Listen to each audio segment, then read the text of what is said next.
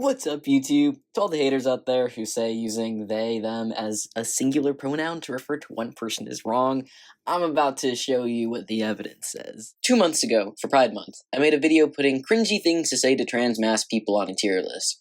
Even though I don't use they, them pronouns, I said that if someone told me they were not grammatically correct, as a minor in linguistics, I would explain why they were, and why that's not how a linguist looks at language anyway.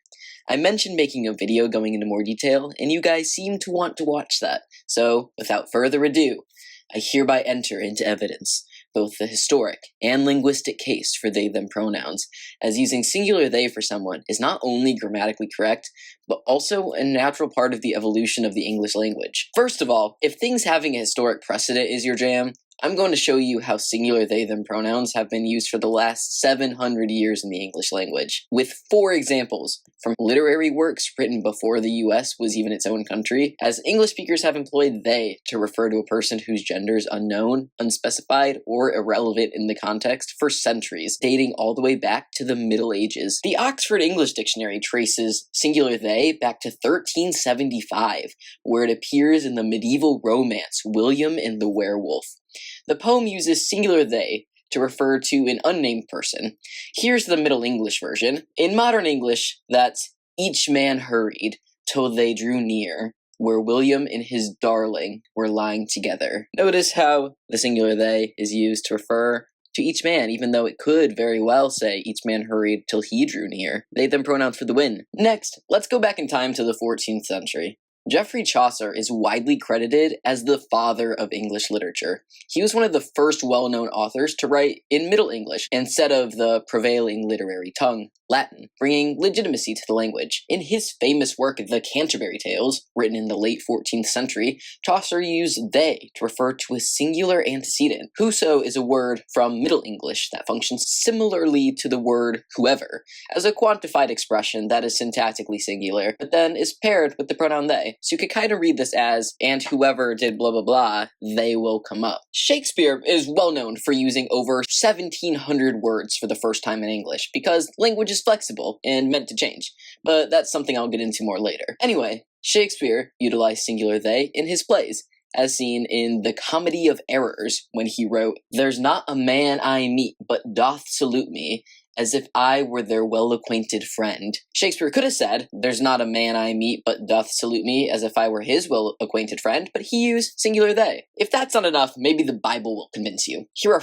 4 instances from English Bibles where a semantically singular they has an antecedent, which is syntactically singular. In each of these examples, the antecedent is an indefinite pronoun, which is a kind of collective singular, like everyone and anyone, which has the feel of a semantic plural, because indefinite pronoun refers to a set of individuals. Here's the first one from Matt 1835, where it says, "Forgive every one his brother their trespasses." Here's the next one, where it says, "Let each esteem other better than themselves." Next, we have Numbers 15:12, which says, "To everyone according to their number." And finally, we have, "And they fled every man to their tents," instead of "they fled every man to his tent," from 2 Kings 14:12. Shout out to Mark, who made this singular they in the Bible post on his language log blog in 2006, coining the phrase he feared to be blasphemous.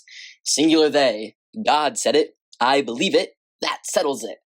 By the way, all the explanations I've shared so far are things that I've gathered that have been shared by language nerds online before 2010, so this is obviously not a new set of arguments people are creating as a part of the gay agenda. This historical context reinforces the point that singular they is not a contemporary invention, but an established grammatical structure within the English language. Now that we have a few centuries worth of evidence in our pocket, let's look at they-them pronouns through a more modern linguistic lens. In English, we often encounter situations where the gender of a subject is unknown or irrelevant. Indefinite pronouns like anyone, everyone, and someone are inherently singular but nonspecific. Traditionally, the pronoun that follows these words would be he, but that creates a gender bias.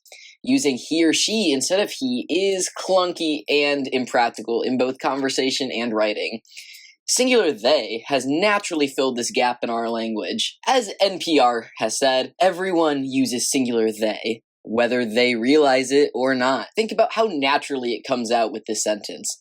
If anyone calls, tell them I'm not available. Wouldn't it feel so much weirder to say, If anyone calls, tell him or her I'm not available. Like, come on. How about this sentence? Someone left their jacket. Someone left his or her jacket is a mouthful and forced. Using their as a singular pronoun is just intuitive. However, my main argument will always be that whether or not it is grammatically correct doesn't even matter. Critics often argue that they should remain strictly plural, adhering to traditional grammar rules. However, English is not bound by static rules. As a student in linguistics, my biggest pet peeve is when someone says language is wrong. Language is made up. It is created to serve us, not the other way around.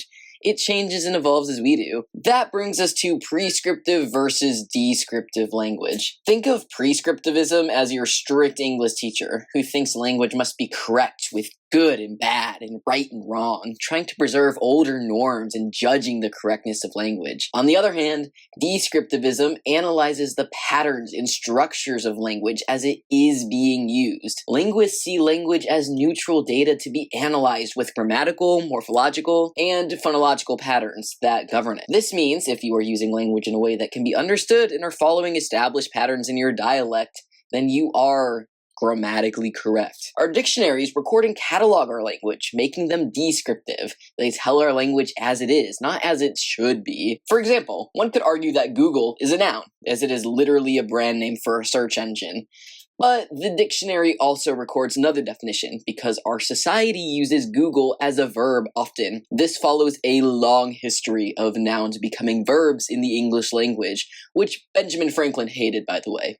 Google it. The Merriam-Webster dictionary says that all new words and meanings that they enter into their dictionaries meet 3 criteria: meaningful use, sustained use, and widespread use. The non-binary they has a clear meaning. It's found in published text, in transcripts, and in general discourse, and it has been steadily growing over the past decades, meeting all 3 of these requirements. For these reasons, major linguistic authorities, including dictionaries, style guides, and language experts, affirm the grammatical correctness of singular they. For instance, the Oxford English Dictionary has recognized singular they for centuries and continues to validate its use. The Merriam-Webster Dictionary added the singular they as a non-binary pronoun in 2019, citing the evolution of language and the necessity for a gender-neutral singular pronoun. The Chicago Manual of Style and the Associated Press Style Book, which are 2 of the most respected guides in the English-speaking world, also approve of singular they when referring to someone who prefers it. The American Dialect Society even named the singular they as the word of the year in 2015 due to its growing importance in contemporary language. If you are still thinking that they has to be plural because it's they are and not they is, meaning the verb are implies a plural, then I present to you you. You used to be a plural pronoun that eventually became singular. In 1660, George Fox, the founder of Quakerism, wrote a whole book labeling anyone who used singular you an idiot or a fool. And 18th century grammar teachers regularly tested their students on using thou as the singular and you as plural, despite the fact that students use singular you when their teachers weren't looking and the teachers use singular you when their students weren't looking. Eventually, singular you has just become normal and unremarkable, just like singular they eventually will. So if you can say you are when talking to one person, you can also say they are and still have it be about one person. To summarize the grammar here, the non-binary they takes a plural verb despite its singular referent, which may be uncomfortable to the grammatically conservative.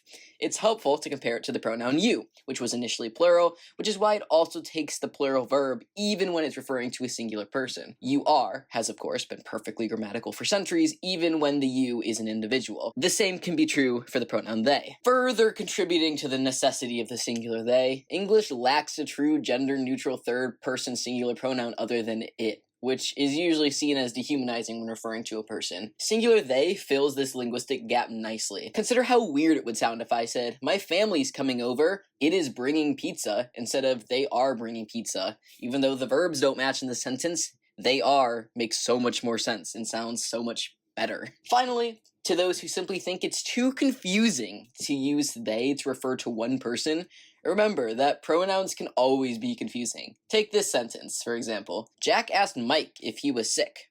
Is Jack asking Mike if Jack is sick? Like, hey Mike, do you think I'm sick? Or is Jack asking Mike if Mike is sick? Hey Mike, are you sick? I don't know. He's confusing. So, That's just how pronouns work, guys. Context is always key. If you can understand whether you is being used singularly or plurally, you can do it for they-them pronouns too. As language evolves to reflect the diversity and complexity of human experience, singular they serves as a powerful tool for inclusivity, while adhering to the flexible rules that have always guided the development of English. They-them pronouns are hereby approved.